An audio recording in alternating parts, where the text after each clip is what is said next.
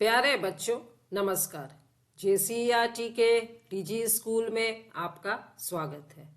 मैं अनुपमा आज आप लोगों के साथ आप लोगों की इंग्लिश बुक डैफोडिल के यूनिट 3B की पोयम भारत आवर लैंड पर चर्चा करूंगी। बच्चों, आज हम लोग इस वीडियो में इस पोयम को पढ़ेंगे और इसके अर्थ को समझेंगे। तो चलिए शुरू करते हैं। भारत आवर लैंड, भारत हमारी भूमि। पढ़ने से पहले हम लोग कुछ बातों पर चर्चा कर लेते हैं। India is our country, Bharat हमारा देश है। What do you love the most about your country? हमारे देश की कौन सी बात आपको सबसे अधिक प्रिय लगती है, आपको सबसे अधिक पसंद है? इट्स नेचुरल ब्यूटी, इसका प्राकृतिक सौंदर्य। पीपल, लोग। कल्चर, संस्कृति। और यूनिटी इन डाइवर्सिटी, विविधता में एकता। इसका प्राकृतिक सौंदर्य अपने आप में अनूठा है। यहाँ के लोग अद्भुत हैं। यहाँ की संस्कृति अतुलनीय है और यहाँ विविधता में एकता है। तो भारत की कौन सी बात आपको सबसे ज्यादा पसंद है? What makes it unique? Unique का अर्थ होता है अनोखा। कौन सी बातें इसे अनोखा बनाती हैं?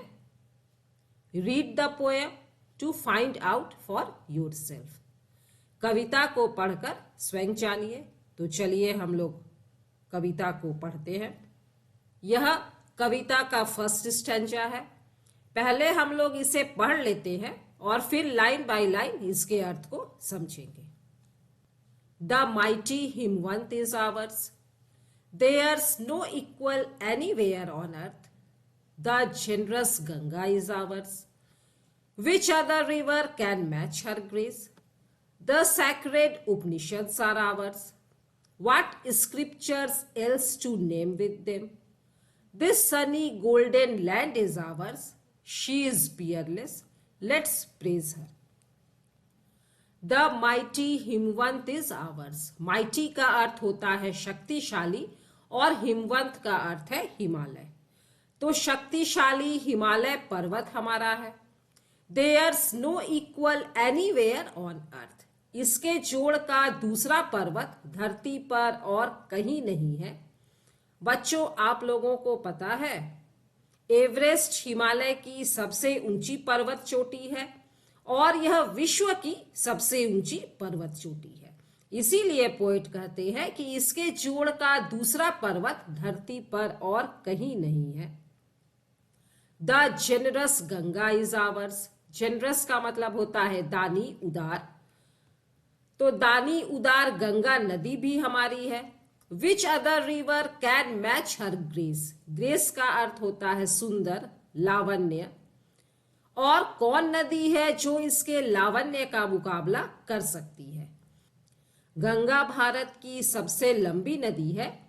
इसे पवित्र माना जाता है और इसे गंगा मां कहते हैं। इसके पानी की एक विशेषता है, यदि इसके पानी को बोतल में बंद करके रख भी दिया जाए तो यह कई वर्षों तक भी खराब नहीं होता है। तो इसीलिए कवि कहते हैं कि और कौन नदी है जो इसका मुकाबला कर सकती है? The sacred Upanishads are ours. Sacred का मतलब पवित्र। पवित्र उपनिषद भी हमारे ही हैं। What scriptures else to name with them? Scriptures का मतलब धर्म ग्रंथ। इनके जोड़ के और कौन धर्म ग्रंथ होंगे? उपनिषद की संख्या 108 है, जिनमें 13 प्रमुख हैं और इनके जैसे पवित्र ग्रंथ, महान ग्रंथ और किसी धर्म में नहीं है। This sunny golden land is hours. Sunny का मतलब सूर्य सा चमकीला, गोल्डन मतलब सुनहरा या स्वर्णिम। यह सूर्य सी चमकीली स्वर्णिम भूमि हमारी है। She is Peerless. पियरलेस का मतलब अद्वितीय, बेजोड़, बेमिसाल। तो यह अनूठी है, अद्वितीय है। लेट्स प्रेज हर। आओ इसकी स्तुति करें। चलिए अब सेकेंड स्टेंजा देखते हैं। Gallant warriors have lived here, many a sage has sanctified this land, the divinest music has been heard here, and here all auspicious things are found. Here Brahma knowledge has taken root, and the Buddha preached his Dhamma here. Of hoary antiquity is Bharat, she is peerless, let's praise her. Gallant warriors have lived here. Gallant का मतलब वीर, बहादुर। Warriors का मतलब योद्धा, सैनिक। बहादुर योद्धा यहाँ रहे हैं। अब कौन कौन से बहादुर योद्धा? आप लोगों ने नाम सुना होगा, छत्रपति शिवाजी, महाराणा प्रताप, गुरु गोविंद सिंह। तो इस तरह से बड़े वीर योद्धा यहाँ पर रहे हैं।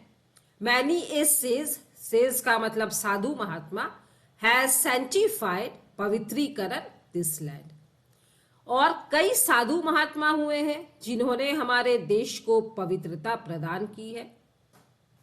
यहाँ पर बहुत सारे ऋषि मुनि हुए हैं जो यज्ञ करते थे और इस तरह से हमारे वातावरण को पवित्र बनाते थे। और बच्चों, आप लोगों को पता ही है कि एक तारा मंडल का नाम ही है सप्त ऋषि, 7 ऋषियों के नाम पर है।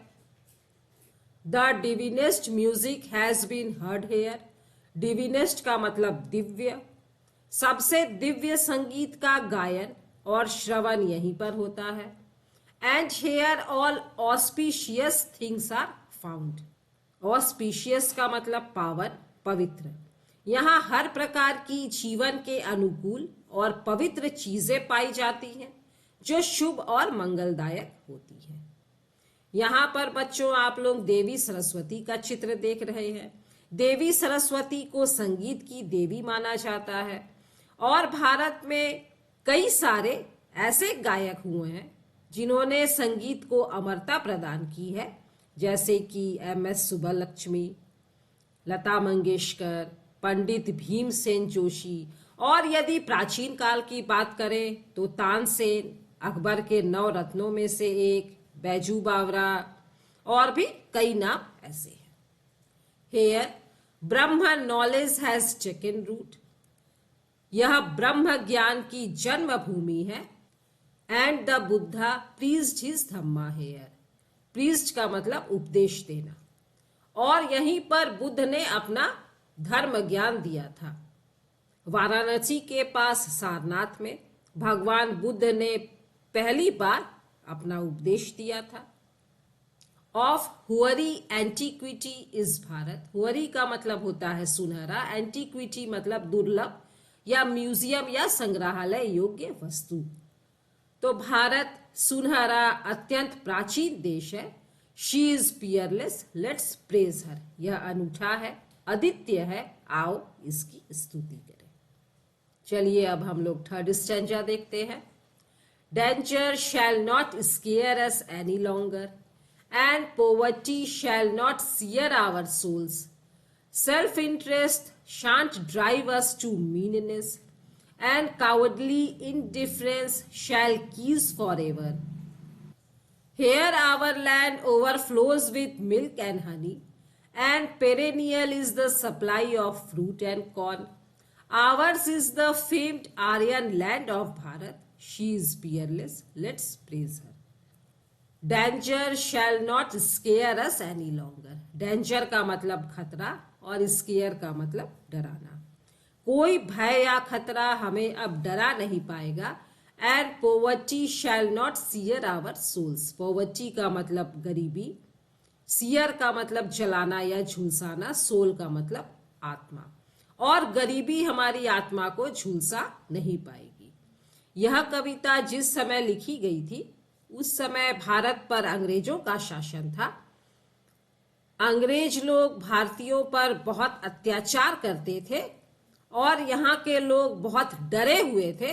और इसीलिए पोएट कल्पना करते हैं कि हमारा देश अब स्वतंत्र होगा और कोई भी खतरा हमें डरा नहीं पाएगा। और चूंकि अंग्रेजों ने भारत के लोगों पर तरह तरह के लगान लगा रखे थे, और वे उन्हें जबरदस्ती वसूलते थे। तो भारत के लोग बहुत गरीब थे और इसीलिए कवि कल्पना करते हैं कि अब गरीबी हमारी आत्मा को झुलसा नहीं पाएगी। Self interest shan't drive us to meanness. Self interest का मतलब स्वार्थ और मीननेस का मतलब कंजूसी या नीचा दिखाना। तो स्वार्थ अब हमें नीचता की ओर नहीं धकेल पाएगा।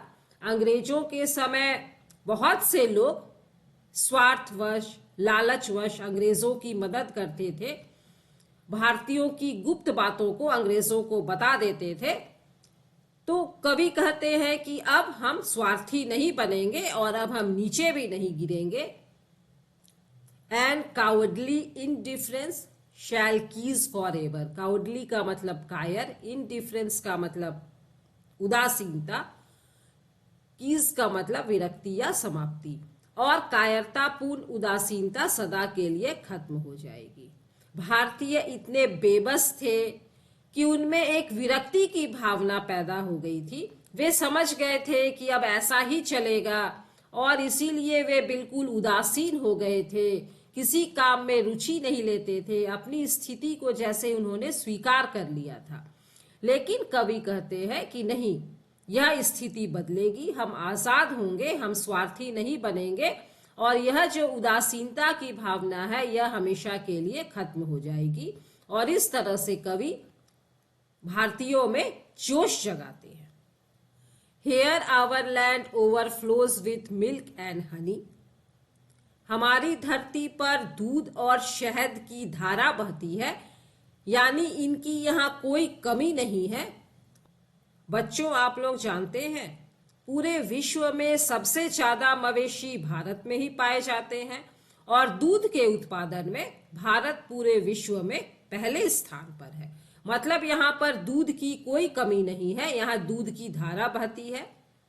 And perennial is the supply of fruit and corn. Perennial का मतलब अनवरत, लगातार, कभी खत्म नहीं होने वाला। कॉर्न का अर्थ मकई होता है, लेकिन यहाँ पर कॉर्न अनाज के लिए आया है। हमारी पृथ्वी हमें फल और अनाज लगातार प्रदान करती है, अर्थात यहाँ पर फलों तथा अनाज का उत्पादन वर्ष भर होता है। हर समय खेत में कोई ना कोई फसल लगी ही रहती है। Ours is the famed Aryan land of Bharat. Bharat की यह प्रसिद्ध आर्य भूमि हमारी है। भारत में श्री राम का जन्म हुआ था और श्री राम आर्य थे, इसीलिए पोएट कहते हैं कि भारत की यह प्रसिद्ध आर्य भूमि हमारी है।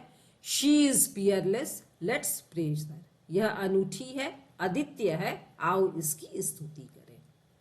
यह कविता जब लिखी गई थी उस समय भारत गुलाम था और इसीलिए कवि ने भारतीयों में जोश जगाने के लिए इस कविता को लिखा है और इसमें भारत को महिमा मंडित किया है, इसकी अनूठी विशेषताओं को बताया है।